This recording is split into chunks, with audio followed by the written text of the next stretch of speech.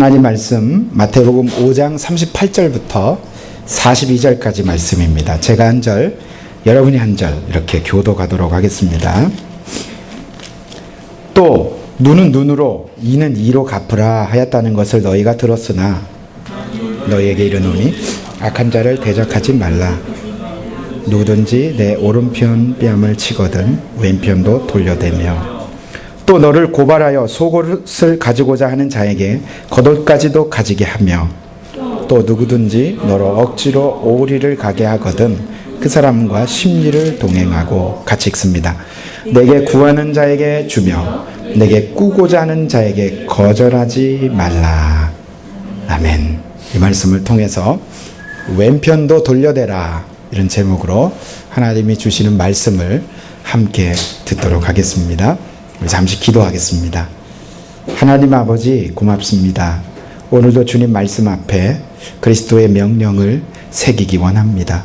말씀이신 하나님을 우리 마음 가운데 깊이 새기고 온통 채워갈 수 있도록 이 시간 함께하여 주시옵소서. 하나님이 듣는 귀와 보는 눈과 깨닫는 마음을 허락해 주지 않으면 우리가 어떤 말씀도 받을 수가 없음을 고백합니다. 하나님 그 은혜를 덮어주셔서 하나님 우리 가슴 속에 주의 말씀으로 흘러넘치도록 이 시간 함께하여 주시옵소서. 예수님 이름으로 감사하며 기도하옵나이다. 아멘. 하나님께서 하나님의 백성을 선택하실 때 하나님이 계명과 율법을 주셨습니다. 그래서 그 율법은 오늘날 우리나라에 있는 헌법과 그리고 그 헌법에 따른 판례법으로 모세오경에 나타난 율법들이 비슷한 구성으로 되어 있습니다. 그래서 오늘날 민주주의의 헌법을, 국가의 헌법을 만드는 많은 사람들 가운데 역사적으로 이 성경에 정통하고 성경의 율법과 그리고 사람들이 살아가는 법도를 제정할 때 많은 사람들이 그 속에 참여했던 분들이 크리스찬이라는 사실이 미국의 법을 만들 때도 많은 사람들이 성경에 기초해서 헌법을 만들었다고 합니다. 그래서 성경에 나와 있는 율법은 헌법이 나와 있고 헌법 몇 조 몇 항의 이 항이 오늘날의 어떤 사건에 이렇게 그 재판이 벌어지고 그 재판이 벌어졌을 때 이 법에 따라서 이 일은 이렇게 처리합니다. 판례법들이 나와 있는 것처럼 율법이 그렇게 되어 있다는 겁니다. 그런데 그 속에는요, 오늘 본문과 연관되어 있는 하나님의 율법을 보니까 폭행과 구타에 대한 명확한 형벌을 하나님이 제정했다는 사실입니다. 출애굽기 21장 22절부터 25절까지 보면 주보에도 여러분 성경 구절이 나와 있습니다.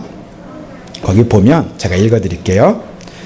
사람이 서로 싸우다가 임신한 여인을 쳐서 어찌어찌 돼가지고 다치면 그 일에 대해서 죄를 묻는데 다른 해가 있으면 값되 생명은 생명으로 눈은 눈으로 이는 이로 손은 손으로 발은 발로 된 것은 된 것으로 상하게 한 것은 상함으로 때린 것은 때림으로 갚을지니라. 출애굽기 21장에 나타나 있는 하나님의 율법이요 헌법과 같이 나와 있습니다.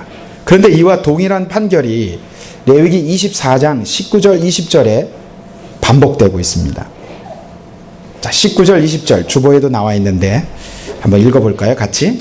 사람이 만일 그의 이웃에게 상해를 입혔으면 그가 행한 대로 그에게 행할 것이니 상처에는 상처로 눈에는 눈으로 이에는 이로 갚을지라. 남에게 상해를 입힌 그대로 그에게 그렇게 할 것이며. 여러분 이 법이 3500년 전에 하나님이 하나님의 백성들에게 주신 법입니다. 다른 사람들에게 주먹으로 싸우다가 이빨을 부러뜨렸어요. 그러면 어떻게 됩니까? 2인의 2로 하라 그래서 법정에 나가면요. 법정에서 이가 부러졌군요. 자, 본 재판관은 이 사람이 이런 일로 이렇게 해서 이가 부러졌으니 저 사람을 데려다가 똑같이 부러뜨리는 형벌을 판결합니다. 꽝꽝꽝. 그러면 앞에 나와가지고 몽둥이를 가져오든지 벤치를 가져오든지 이빨을 끔찍하죠. 예. 눈이 다치면 어떻게 해요? 눈이 다친 그대로를 재가지고 그 사람 눈에다가 똑같이 하는데, 여러분 이런 재판과 이런 일이 3500년 전에 하나님의 백성들에게 행해줬다는 거예요. 그러면 함께 공동체를 이루며 살잖아요. 이스라엘 백성의 국가는 함께 천막을 치고 같이 움직였거든요. 대가족이었거든요. 오늘 우리 6식구 저희 가정에 사는데도 온갖 서로 간의 일들이 참 많아요. 같이 자다가도 발을 어쩌고 저쩌고, 예?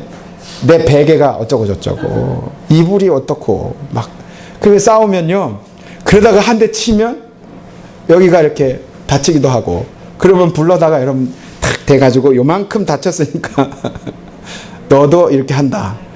여러분 이렇게 적용되면 어떻게 될까요?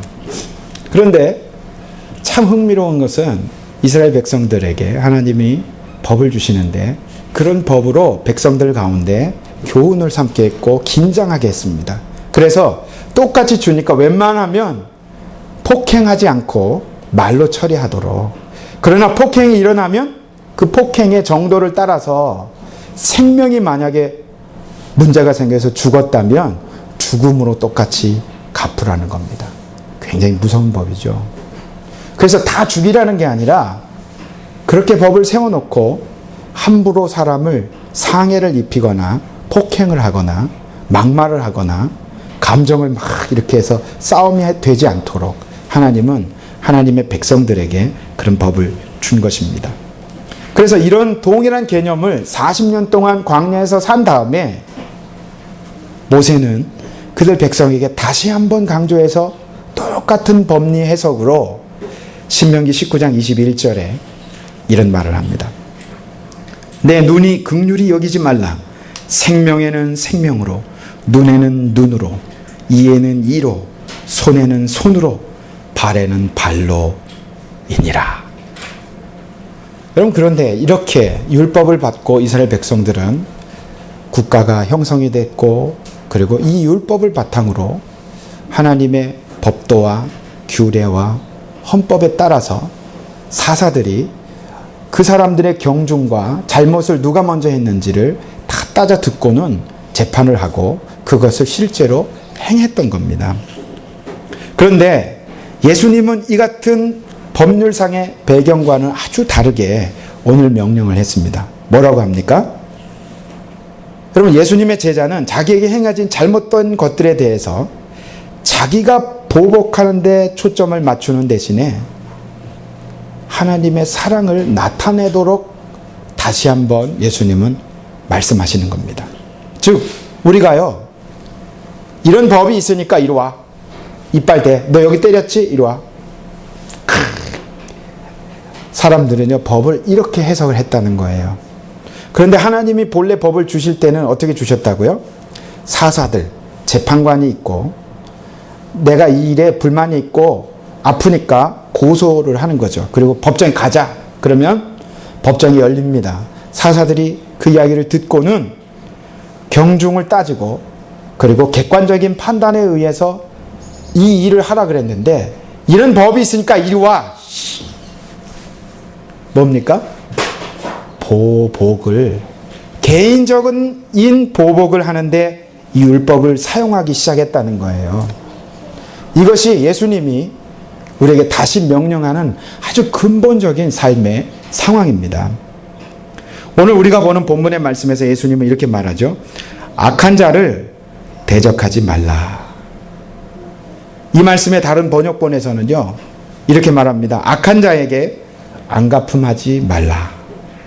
예수님이 왜 이런 명령을 하실까요? 이런 이유가 있습니다.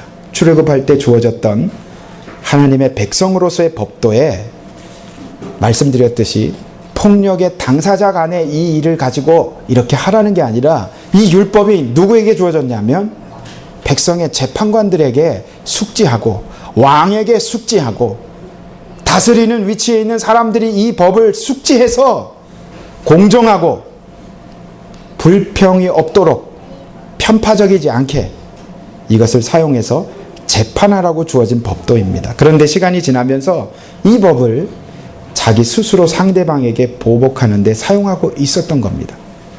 그래서 이후 솔로몬은 이런 지혜를 남겼습니다. 잠언 20장 22절에 너는 악을 갚겠다 말하지 말고 여호와를 기다리라. 그가 너를 구원하시리라. 여러분, 우리가 악을 갚겠다는 것은요, 보복입니다. 하나님의 법도에서 당연히 이렇게 하라 그랬으니까 내가 이렇게 할 거야 하고 이를 악물고 하는 행위가 보복이라는 겁니다. 보복. 그런데 하나님은 우리가 보복하거나 안갚음하는 것을 원치 않습니다. 하나님은 공정하게 하기 위해서 도피성도 만들었고 재판관도 만들었고, 여러분 알고 보면 모세가 재판관이었다는 사실을 잘 알고 계시죠. 출애굽기 18장에 온 백성들을 하루 종일 아침부터 저녁까지 백성들의 시시비비를 가려주느라고 판관으로서 사사로서 그 많은 일들을 처리했습니다.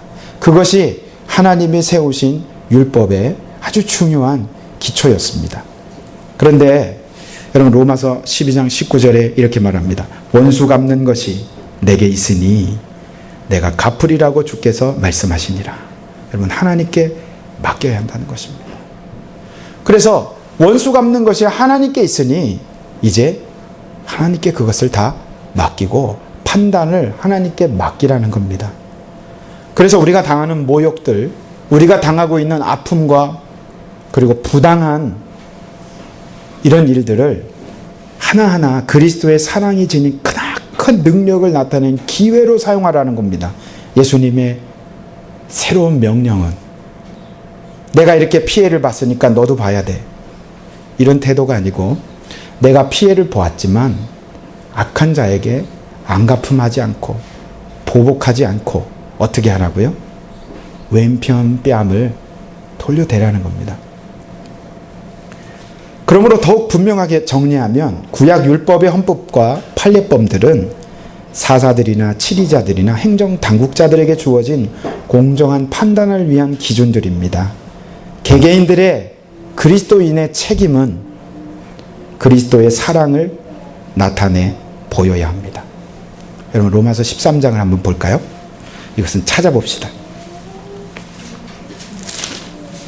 로마서 13장은 바울의 복음이 아주 깊이 소개됐고 12장부터 16장까지는 그야말로 그 하나님의 법도가 이렇게 성문화돼서 다시 한번 그 법이 선포되고 있는 내용입니다.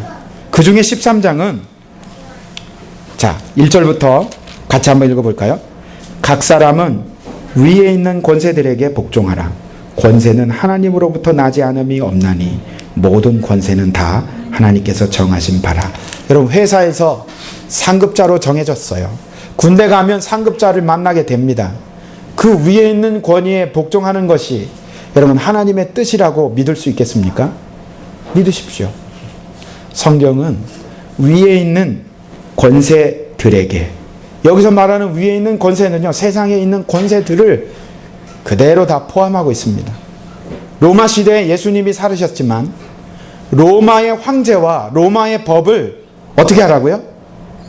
가이사의 것은 가이사에게. 그러면서 예수님은 그 법을 다 지켰다는 사실입니다. 지키도록 했고 바울도 위에 있는 권세들에게 복종하라고 얘기합니다.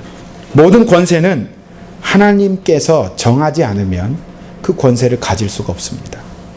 회사의 사장이 되고 나라의 대통령이 되는 일이 사람이 뽑기는 하지만 하나님이 허락해주지 않으면 누구도 될 수 없다는 겁니다. 그래서 국가의 권세에 너무 심하게 사사건건 예의를 갖추지 않고 하는 행동들이 다 인정받을 수가 없습니다. 저는 보수주의도 아니고 진보주의도 아니거든요. 우리 그리스도인들이 마찬가지입니다. 하나님의 법에 올바르게 살고 있는가를 우리 스스로 돌아보고 나는 어떤가를 깊이 돌아보는 것이 중요하지, 이 사회에 함께 참여해가지고 이렇게 나가는 일이 하나님 앞에 옳다고 인정받는다는 보장이 없습니다. 지혜롭게 말씀 안에서 나 자신을 깊이 돌아보고 먼저 하나님이 말씀하신 명령들을 내가 잘 따르고 있는가, 권세들을 잘 복종하고 따르고 있는가. 여러분, 가깝게는 아내와 남편의 사이가 어떻습니까? 성경은 아내들에게 남편의 치리와 리드에 복종하라고 명하고 있습니다. 동시에 사랑하라고도 명하고 있죠. 남편에게. 그 복종의 개념, 위에 있는 권세들에게 그대로 복종하도록 하는 것이 하나님의 명령입니다.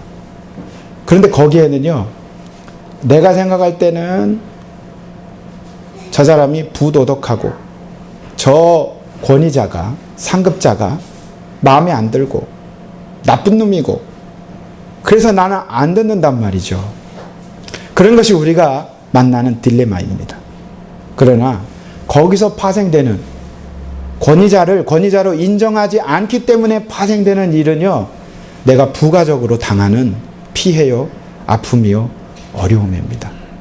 되먹지 못한 권세자라도 권위에 세워져 있다면 복종하는 가운데 다른 길을 모색하고 따라가는 것이 하나님의 뜻이라는 거죠. 그래서 계속 말합니다. 다스리는 자들은 선한 일에 대하여 두려움이 되지 않고 악한 일에 대하여 되나니 네가 권세를 두려워하지 아니하려느냐? 선을 행하라. 그리하면 그 권세자에게 칭찬을 받게 될 거다. 4절입니다. 그는 하나님의 사역자가 되어 네게 선을 베푸는 자다. 여기서 말하는 그가 누구입니까? 세상의 권세자들입니다. 그가 하나님의 사역자가 돼서, 하나님의 사역자라는 말만 띄면 목사입니까? 그게 아닙니다. 우리의 권세자가 하나님의 사역자와 같이 우리 앞에 서 있다는 그런 말입니다. 그래서 네게 선을 베푸는 자다. 그러나 그가 악을 행하거든 두려워하라. 그가 공연히 칼을 가지지 아니하였으니 곧 하나님의 사역자가 되어 악을 행하는 자에게 진노하심을 따라 보응한다 그랬습니다. 그러므로 복종하지 않을 수 없으니 진노 때문에 할 것이 아니라 양심을 따라 할 것이나 너희가 조세를 바치는 것도 우리가 나라의 세금을 꼬박꼬박 내잖아요. 그것이 나라의 권위를 존중하고 따라가는 겁니다. 악한 통치자가 역사적으로 많이 있었지만 세금을 내지 않으면 또 다른 범법이 돼서 우리가 당하는 일을 또 당하게 된다는 거죠. 그들이 하나님의 일꾼이 되어 바로 이 일에 항상 힘쓰느니라. 모든 자에게 줄 것을 주되 조세를 받을 자에게 조세를 바치고 관세를 받을 자에게 관세를 바치고 두려워할 자를 두려워하며 존경할 자를 존경하라. 이것이 바울이 그리스도인의 법에 해당하는 그런 내용으로 우리에게 명하고 있다는 것입니다. 여러분, 그렇다면 우리는 어떻게 해야 될까요? 오늘 우리가 예수님의 명령, 그리스도의 명령을 깊이 생각해 보니까 지난주에 이어서 악한 자가 우리의 뺨을 때리면 왼쪽으로 돌려대라 로부터 시작해서 4가지 대적해야 되지 말아야 할, 그러니까 대적하지 말아야 할 4가지 사례를 오늘 본문에서 말하고 있습니다. 우리가 안가품하거나 대적하지 말아야 할 4가지 명백한 예가 오늘 본문에 있는데, 첫 번째가 네 오른 뺨을 치거든 왼편도 돌려대며 너를 고발하여 속옷을 가지고자 하는 자에게 겉옷까지도 가지게 하고, 국가의 규정인 로마군에 오리 동행 규정이 있었습니다. 오리 동행 규정에 심리를 더 가라. 구하는 자에게 주며 거절하지 말라. 이상의 4가지 예가 고통의 원인, 우리가 대적하지 말아야 할 이유들을 보여주고 있다는 겁니다. 부당한 처사에 대해서 여러분 대적하지 말라는 예수님의 이 말씀을 여러분 어떻게 받고 싶습니까? 먼저 그 내용들을 좀 더 깊이 우리가 생각해보고 어떻게 받아들일지를 선택할 수 있기를 바랍니다. 첫 번째, 오른 뺨을 때린다는 것은요, 인격적인 모독을 말합니다. 여러분, 뺨을 맞아봤습니까? 뺨을 맞아봤습니까? 주사님, 한 번도 안 맞아보셨죠? 예. 저도 한 번도 군대 가서 맞아봤나? 별 생각이 안 나요. 그렇게 모독스럽게 제가. 그런데 군대에서 참 그 인격 모독적인 그런 일들을 당하긴 당해봤죠. 오른뺨을 맞으면, 누가 때리면, 여러분, 그것은 그 사람의 악함 때문일까요? 내가 잘못했기 때문일까요? 뺨을 맞는 일이 사회적으로 얼마나 고통스럽겠습니까? 그죠? 직장에서 상사에게 뺨을 맞았어요. 기분이 좋을 수 있겠습니까? 다니고 싶겠습니까? 인격의 모독인데, 여러분, 그 일을 당하면 예수님이 어떻게 하라고요? 이렇게 돌려대라고요. 그게 가능할까 생각해 봅니다. 그런데 이것이 예수님의 명령이라고 생각하니까 이게 장난이 아닌 거예요. 왜 이런 명령을 하실까 생각해 보니까요, 성경 속의 이 예를 가만히 보니까 이런 예가 있어요. 여러분, 여호사밧과 아합 왕이 어느 전쟁을 나가려고 그러는데 미가야 선지자가 나타났습니다. 야, 미가야야, 내가 나가도 되겠느냐? 예, 나가십시오. 에이씨, 제대로 얘기해. 왜 맨날 제대로 하라니까. 아니, 제대로 얘기하면 뭐라고 하잖아요. 진짜 말씀드려요? 그래. 그랬더니 미가야가 제대로 된 얘기를 했고, 나가면 죽는다고 얘기를 했습니다. 그랬더니 그 거짓 선지자 중에 하나가 쫓아와가지고는 미가야 뺨을 그냥, 야, 어제까지 하나님이 영이 나한테 있었는데 언제 너한테 가가지고 그걸 다 보여줬냐, 이 자식이 하고 뺨을 그냥 귀시자대기를 때린 겁니다. 볼이 얼얼한 채 미가야가 거기서 붙들려서 오늘 네가 도망갈 때 반드시 보게 될 거다 하며 미가야는 하나님의 예언을 전달했습니다. 여러분, 우리는요, 내 잘못이 아니고 내가 정의로운 선택을 했기 때문에, 정의로운 선택을 했고 말을 했기 때문에 뺨을 맞을 수도 있습니다. 성경의 예처럼. 그런데요, 이런 예가 있을 수 있고요, 그렇지 않은 예는 무엇일까요? 또 하나의 예가 있습니다.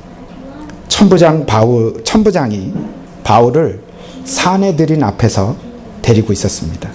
근데 그때도 뺨을 때리는 일이 일어났었어요. 어떤 일이냐, 여러분 생각나시죠? 사도행전 23장에 나와 있는 이야기인데, 바울은 자기의 잘못이 없다고 히브리인들에게 얘기하고, 천부장이 로마 말로 얘기하니까 얼른 또 헬라 말로 이렇게 얘기를 하면서 나에게 구명해 주십시오. 나는 이런 잘못이 없습니다 하면서 사람들 앞에 유대인 히브리 말로 막 이렇게 설명하는 가운데 일어났던 일입니다. 그러면서 여러분 형제들아, 오늘날까지 내가 범사의 양심을 따라 하나님을 섬겼노라. 그러니까 대제사장이 듣다가 뭐야? 말을 멈추고는 바울 옆에 있는 사람에게 저놈의 입을 당장 때리시오 그랬습니다.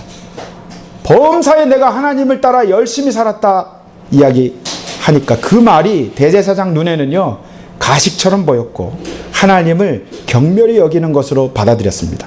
대제사장은 그렇게 명했고, 옆에 있는 사람이요, 바울이 지금 묶여 있거든요.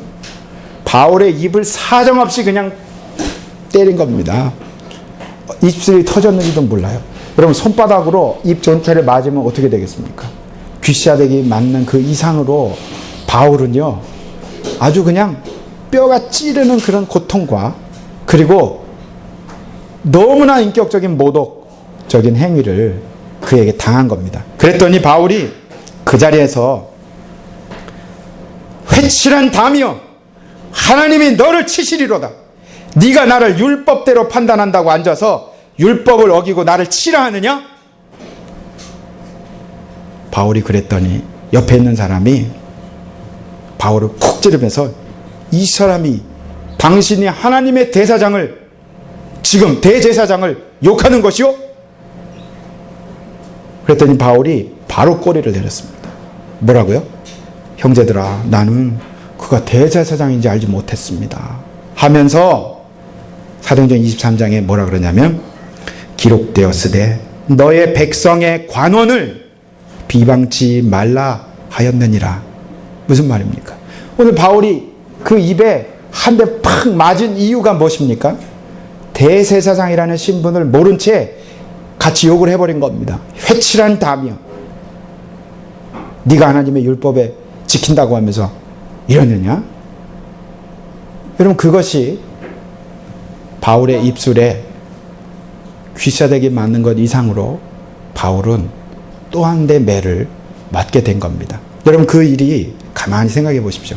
미가야가 하나님의 말씀을 증거하고 언제 떠났느냐 하고 맞는 것과 바울이 얼른 실수를 인정했던 이 일과 경중을 가만히 비교해 보십시오.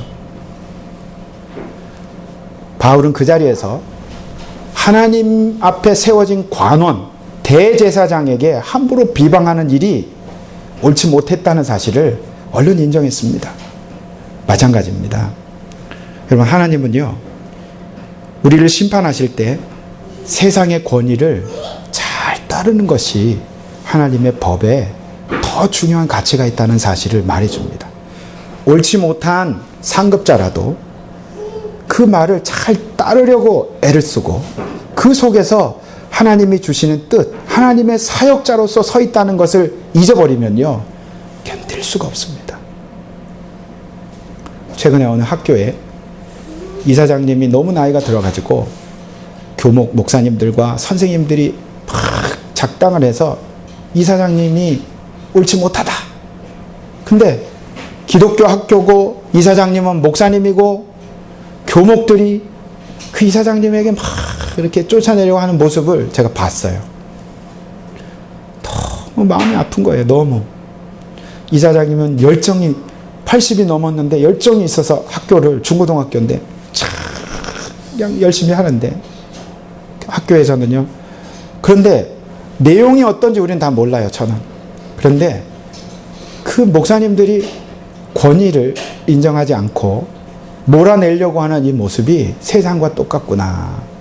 아프더라고요. 마음이 아파요. 기독교 학교가 참 마음이 아프고 어찌 저럴까.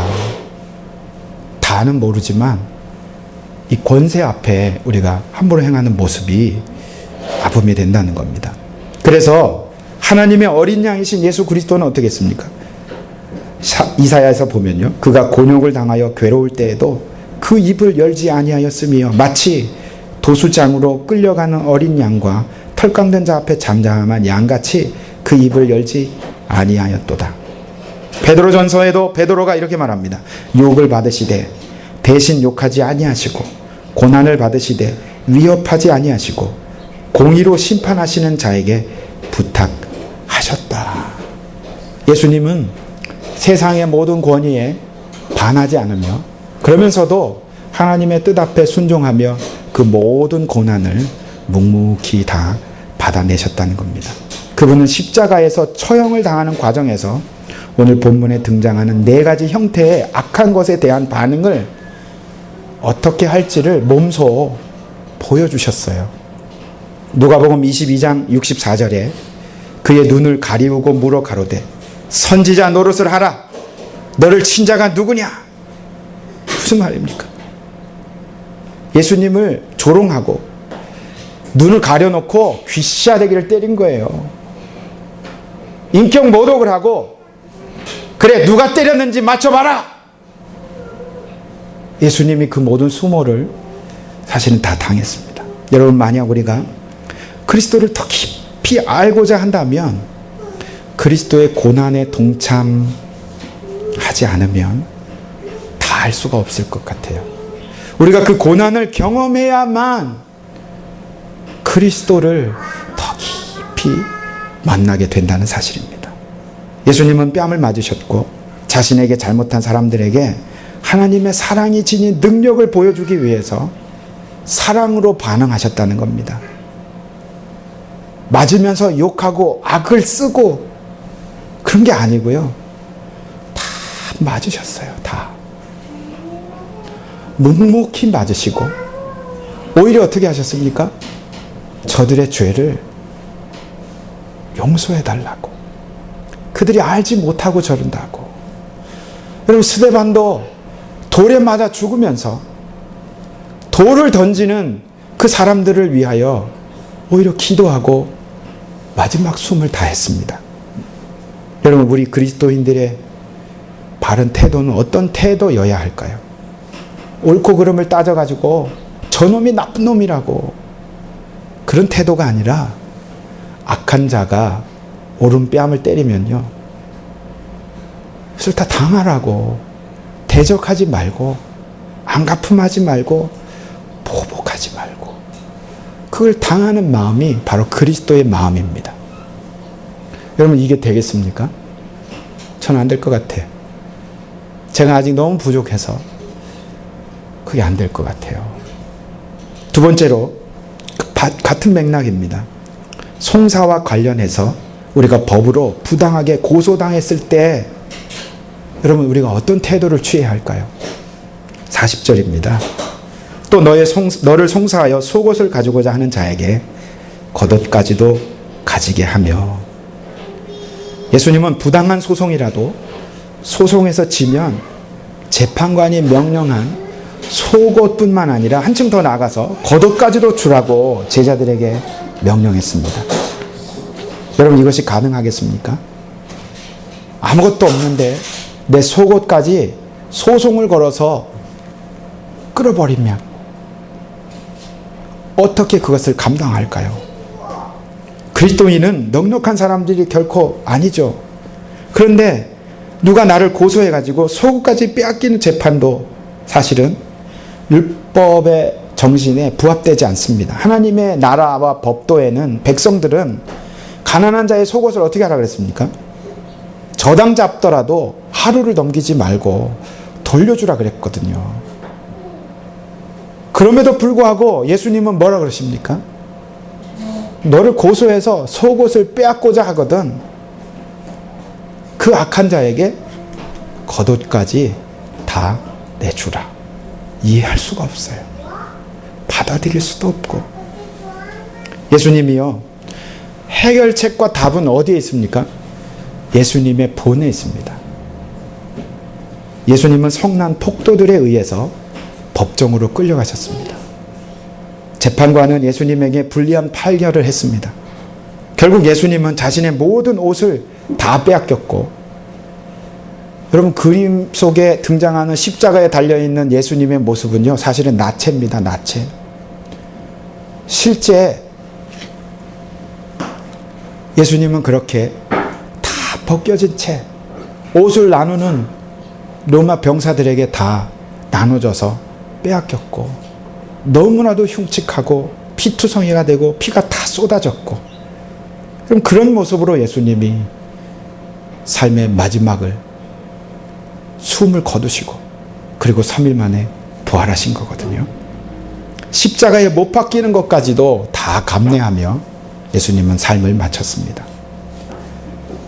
여러분 이런 일이 나를 누가 고소해가지고 재판 명령에서 속옷을 저 사람에게 주시오 판결이 나면 거기에 겉옷까지도 다 주라. 불가능한 명령입니다. 제정신으로는 할 수가 없어요. 그런데도 예수님이 오늘 명하고 있습니다. 세 번째입니다. 세 번째는 자원해서 오리를 더 가라. 세 번째 모습도 두 번째와 마찬가지고 첫 번째와 마찬가지입니다. 기쁘게 따를 수가 없는 명령입니다. 이스라엘은요 로마의 통치하에 있었습니다. 로마 군인은 이동을 할 때 무거운 배낭을 들고 이동했는데 이 당시 이스라엘에 한 법률이 통과됐습니다. 그 법률에 의하면 로마 군인은 히브리 소년들에게 청년들에게 누구든지 배낭을 메고 가다가 무거운 거 있으면요 히브리 소년들을 만나면 이거 봐. 이거 들어. 그러면요, 무조건 오리는 들고 순종해야 되는 법이 정해져 있었습니다.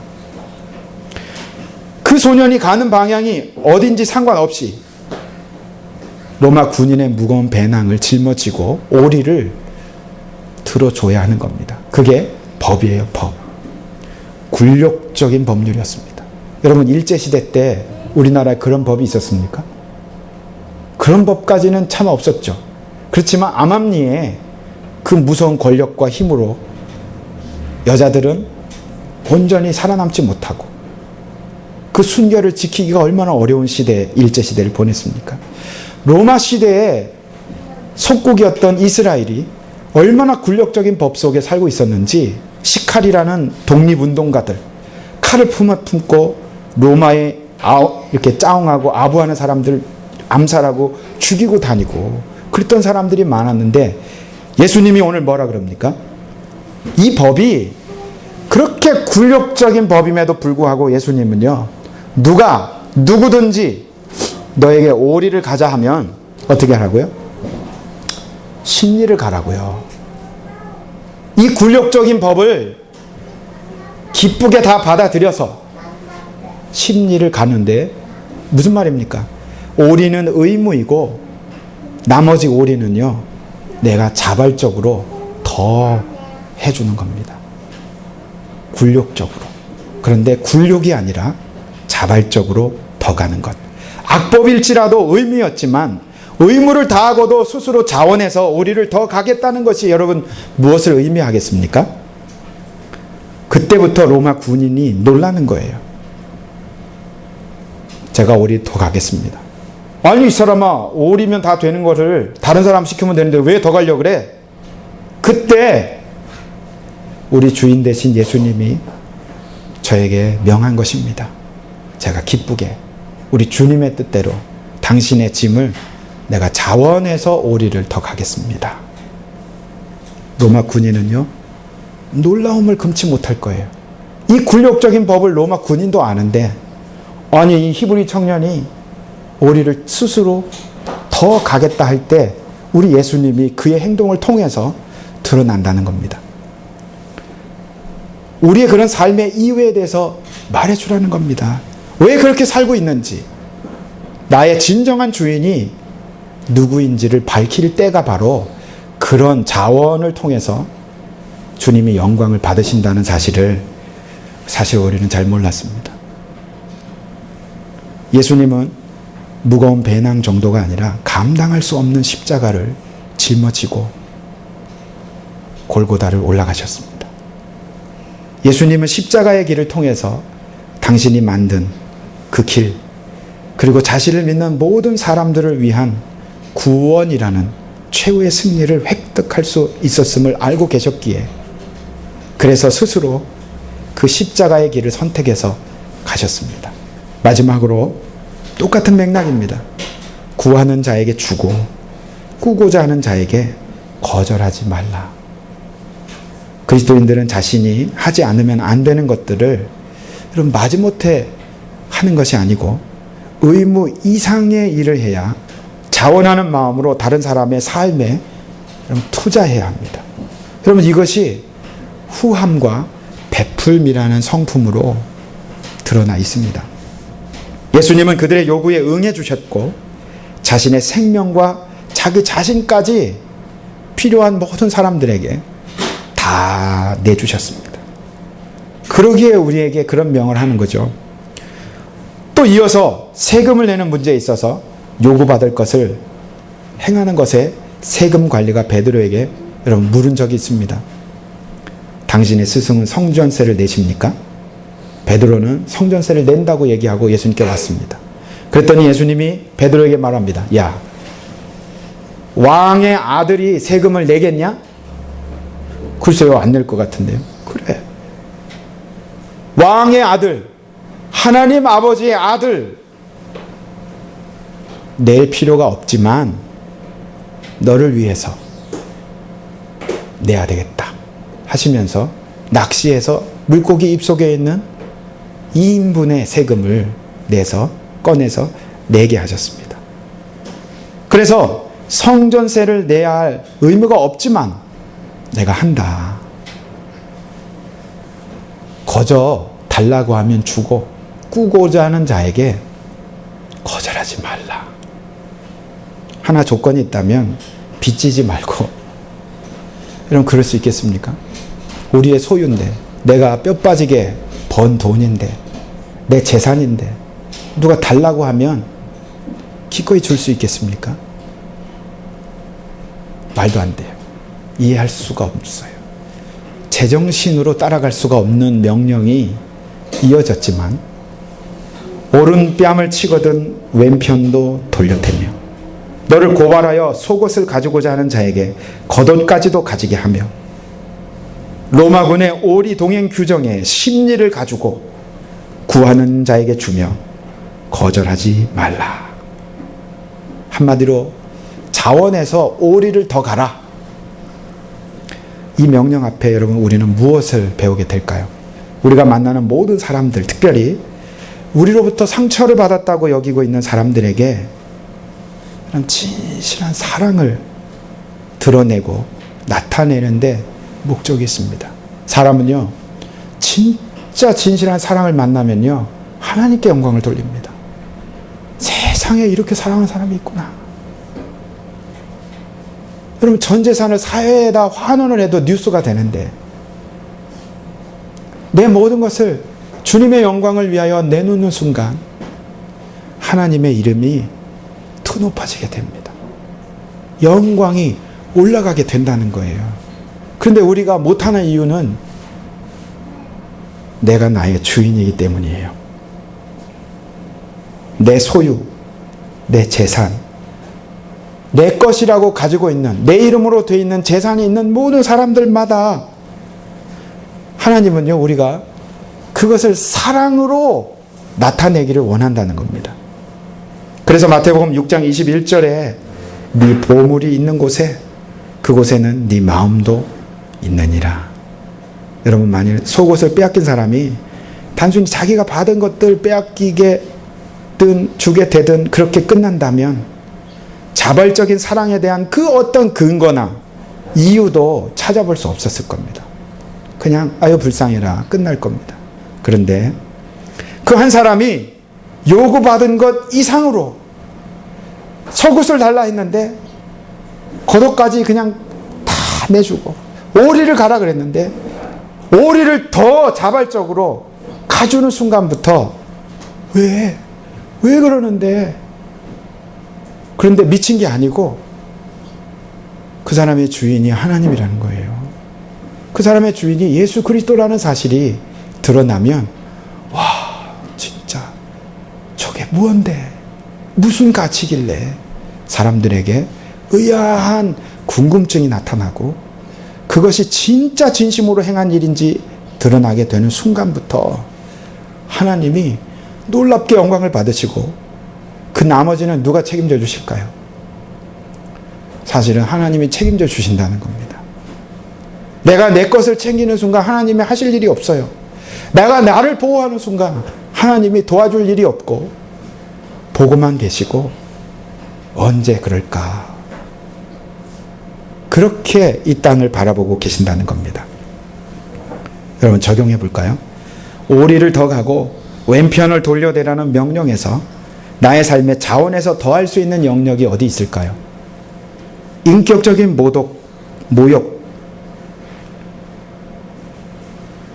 법률상의 공격, 국가의 규정들, 불합리하고 불이익 되는 국가의 모든 규정들, 내 이웃들이 필요로 하는 것들을 내가 아면서 내 재산을 가지고 있는 것들, 어떻게 우리가 오리를 더 가고 겉옷까지 내줄 수 있는 삶을 실천할 수 있을까요? 여러분 이제 우리가 감정을 상하게 하는 다른 사람들의 행위에 맞서는 것이 아니라 이런 상황을 그들에게 주시는 그리스도의 능력과 사랑을 나타내 보일 수 있는 기회로 선용해야 된다는 사실을 여러분 믿음으로 받아들일 수 있겠습니까? 우리 자신이 보복을 했다는 점에서 내가 올바르지 못합니다. 내 자신이 나를 보호하며 복수하고 대가를 치르게 했다는 점에서 하나님이 나를 지켜주실, 하나님을 신뢰했어야 될 상황들, 그런 상황들이 무엇일까요? 말씀을 준비하면서 제 삶이 가만히 이렇게 필름처럼 돌아가요. 부목사를 20년 동안 할 때는요, 전 도무지 이런 문제에 걸릴 일이 없었습니다. 어떤 것도 내 것이 없었고. 그런데 제가 주관적으로 이끌어야 하고 만들어 가야 되는 이 개척교회 사역에서 저는 첫 시험에서부터 많은 부분에 다 넘어졌던 것 같아요. 와, 그렇군요, 하나님. 내가 나를 보호하고 움직였던 모든 일이 사실은 불법이었고 그것이 하나님의 테스트였군요. 아, 주여. 다 내려놓고 하나님, 다시 시작하겠습니다. 다시, 처음부터 다시 신앙도 삶도 하나님 다시 시작하겠습니다. 여러분, 참 사랑은 의무 이상의 것을 행하고 희생하는 것이 더 중요합니다.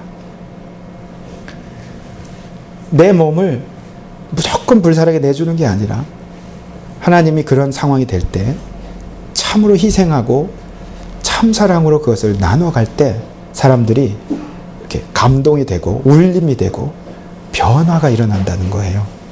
오늘 금주간에 오리를 더 가라, 이런 명령을 적용할 일이 무엇이 있는지, 하나님, 내가 주님의 뜻을 따라가겠습니다. 여러분, 이런 마음으로 이 말씀을 받아들일 수 있겠습니까? 왼편을 돌려댈 수 있는 믿음. 내 이성으로는 할 수 없지만 믿음으로 그 일을 행할 수 있게 해달라고 기도하며 이 한 주간을 그렇게 시작했으면 좋겠습니다. 기도하겠습니다. 하나님 아버지, 우리 힘으로는, 내 이성으로는 할 수 없는 이런 명령을 어찌하여 우리에게 주십니까? 합리적이지도 않고 객관적이지도 않고, 혹시 그리스도의 명령인데 그리스도인으로서 주인 되신 주님의 이 명령을 과연 우리가 어찌 순종하고 따라갈 수 있을지를 돌아볼 때마다 하나님, 내 힘으로는 불가능함을 고백합니다. 우리 힘으로는 할 수 없습니다. 우리 이성으로도 할 수 없습니다. 내 실력으로는 도저히 불가능하오니 주의 은혜로 덮어주시고 우리 아무것도 아님을 생각나게 해주시고 내게 주어진 것들, 기회를 만날 때마다 우리의 연약함을 고백하며 주님의 영광을 바라보며 나아갈 수 있게 우리를 붙들어 주시옵소서. 시대가 악하고 세상이 너무나 험하지만 진정으로 예수님을 따르고 예수님이 주인된 삶과 예수님이 주인된 교회들은 주님의 영광을 아름답고 놀랍게 모든 사람들에게 소망이 되는 소식들이 되게 될 줄 믿습니다. 하나님, 우리 힘으로는 할 수 없지만 믿음으로 아멘하며 믿음으로 주님 뜻을 따라가기 원하고 주님의 영광을 내 삶을 통해 드러내기를 소원하는 자들마다 주님이 함께 해주시고 주님의 권능과 능력으로 은혜 가운데 주장하여 주시옵소서. 아버지, 오늘도 주님의 뜻과 주님의 명령을 이 한 주간 묵상하며 믿음으로 살게 하여 주시옵소서. 연약한 우리들에게 주님이 함께 해주실 줄 믿습니다. 성령으로 충만케 늘 함께 하시고 동행하실 줄 믿습니다. 하나님, 오늘도 우리가 주님 앞에 나올 때 빈손으로 나오지 않고 예물을 드려 감사함으로 주님 앞에 나왔습니다. 하나님, 받아주시고 우리의 삶을 받아주시며 삶이 예배가 될 수 있도록 주의